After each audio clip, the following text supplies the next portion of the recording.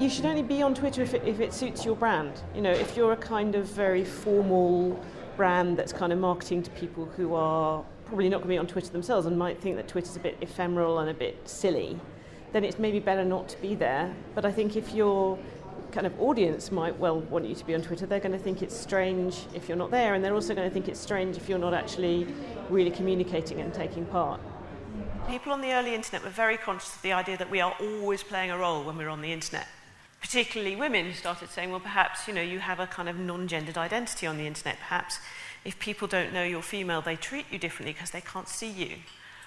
Now I think we have a sense that we are never playing a role when we're on the internet. We are being ourselves, and that there is just a total continuum between real life and when you're on the internet, and that there is no difference, and that the internet is simply part of life.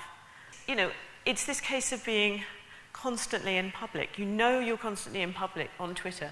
And I think that's all people really need to know. I don't really think there should be rules. Most people are actually doing the broadcast thing still. I think, oddly enough, a lot of third sector charities tend to do this quite well.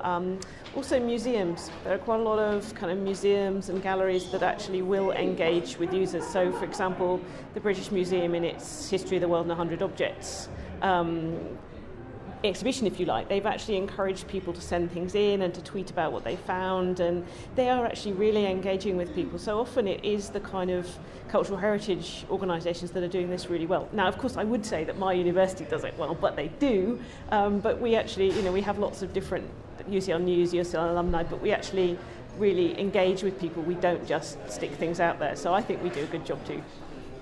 And what do you think is the future for social media for marketers and brands and agencies?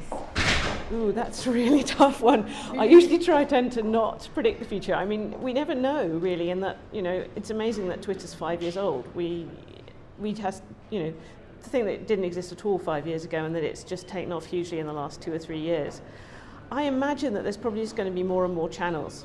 I think now we have to realise that we can't just, when we're communicating with audiences, we have to blog, we have to tweet, we have to do Facebook, we have to do LinkedIn, we have to do email, we have to be wherever the users are. And I think that's what's going to happen in future. I think some channels might just stop being, you know, used, but I think what we're just going to find is more and more diversification, and that some users will say, well, I stop here, I don't want to do any more. And some are just going to be relentless innovators, and you know, if we want to contact everyone, it's just, I think it's probably going to get more complicated and more difficult in that sense.